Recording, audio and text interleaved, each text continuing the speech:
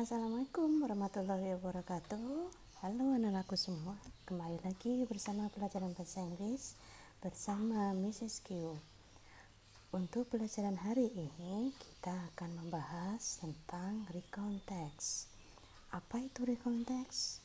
Kalian sudah pernah mendengar atau membahas ini ketika kalian di SMP. Untuk pelajaran kali ini kalian lihat ada recount text. Yang kita bahas kali ini adalah amazing stories to share. Yang kita bahas apa? What is recount text? Definisinya apa? Kemudian social function, fungsinya apa? Dan generic structure, bagian-bagian dari teks. Yang terakhir kita akan membahas tentang bahasa atau grammar yang digunakan dalam recount text. Are you ready guys? Let's start now. Oke, what is a recount text? Kita mulai. Secara bahasa, recount berarti menceritakan. Sedangkan secara lengkap, recount adalah sebuah teks yang menceritakan sebuah event atau experience yang akan diceritakan kepada para pembaca. Nah, tujuannya adalah untuk untuk menghibur, ataupun untuk menginformasikan kepada para pembaca kejadian atau peristiwa yang sudah pernah kita alami. Nah, sekarang kalau kita lihat recount text itu social function. Kita sekarang akan membahas tentang social function. Tujuannya bisa dilihat. Social function dari recount text adalah untuk memberikan penjelasan atau tulis atau mendeskripsikan tentang past experience atau pengalaman yang lalu dengan cara menceritakan kembali peristiwa-peristiwa tersebut secara berurutan, secara chronological order. Berarti kita menceritakannya secara berurutan. Oke, recount itu ditulis untuk menceritakan kembali event-event yang tujuannya sekali lagi adalah untuk menghibur dan menginformasikan kepada para pembaca. Nah, sekarang kita membahas tentang generic structure. Oke, generic structure. Apa itu generic structure? Generic structure adalah bagian-bagian dari teks recount. Diawali dengan orientation. Apa itu orientation? Kemudian series of events, reorientation. Kalau kita membahas tentang reorientation, kita akan membicarakan tentang paragraf pertama. Paragraf pertama yaitu membicarakan tentang pengenalan dari satu tokoh. Sedangkan series of event adalah penjelasan dari kejadian atau peristiwa yang diceritakan secara berurutan. Sedangkan kalau reorientation berarti adalah suatu kesimpulan dari suatu cerita, apa yang kita rasakan setelah kita mengalami suatu peristiwa. Oke, kita ke materi berikutnya. Materi berikutnya tentang language features.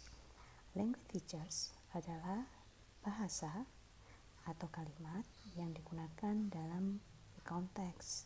Yang pertama, menggunakan simple past tense, itu yang pasti.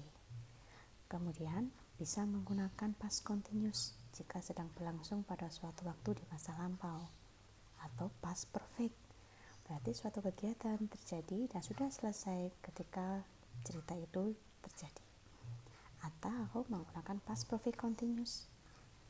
Nah, menggunakan temporal sequence, contoh diawali dengan on Saturday, penanda waktu, on Monday, dan sebagainya. Menggunakan conjunction atau kata hubung, when, before, kemudian ada sebelum dan after. Menggunakan past verb yaitu when, stay, dan lain sebagainya. Yang terakhir, menggunakan partisipan. Nah, sekarang kita akan membahas tentang beberapa contoh dari types berbentuk recount. 1. Personal recount, cerita tentang kejadian yang secara personal dialami oleh si penulis. Biographical recount, biographical berarti kita menceritakan tentang kehidupan seseorang yang didasarkan dari hasil wawancara. Kalau factual recount berarti sebuah kejadian atau peristiwa yang berbentuk fakta, yaitu contohnya merupakan sains, ilmu pengetahuan, penelitian, dan lain sebagainya. Ada namanya imaginative, berarti imaginary, mungkin dia bercerita tentang mimpi dia tadi malam, tapi berupa mimpi, bukan kenyataan. Atau historical recount, historical recount itu adalah peristiwa bersejarah yang terjadi pada suatu waktu di masa lampau. Oke, kita lanjut. Now, take a look at the picture. Di sini saya sediakan satu contoh dari personal recount. Apa itu personal recount tadi anak-anak? Yaitu yang menceritakan pengalaman pribadi seorang penulis. 1. Kita lihat at the beach. Itu namanya title atau judul. Kemudian paragraf pertama disebut dengan orientation, menceritakan kapan dan di mana kejadian itu berlangsung. Sedangkan paragraf yang kedua, paragraf ketiga, paragraf yang keempat dinamakan dengan series of event. Suatu kejadian diceritakan dengan berurutan. Paragraf yang terakhir disebut dengan ending atau reorientation, yaitu kesimpulan bagaimana pengalaman tadi itu mempengaruhi si penulis, menyenangkan ataupun tidak.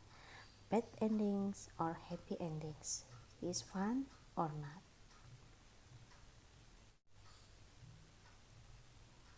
Okay, now take a look at the module you have.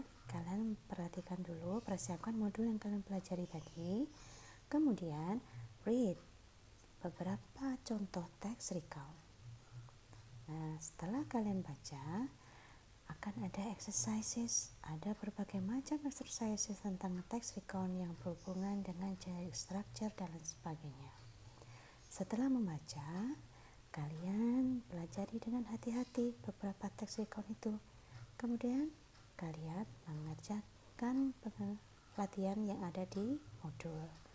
Kerjakan di buku kalian masing-masing.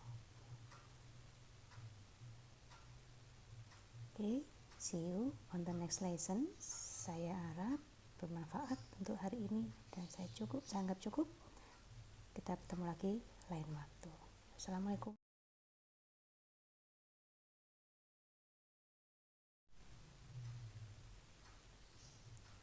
Oke, saya anggap cukup dulu sampai di sini pembelajaran tentang recount text. Kita akan membahas lagi pembelajaran recount text pada sesi berikutnya. Selamat mengerjakan, selamat belajar. See you. Have a wonderful day, guys. Thank you very much. Wassalamualaikum warahmatullahi wabarakatuh.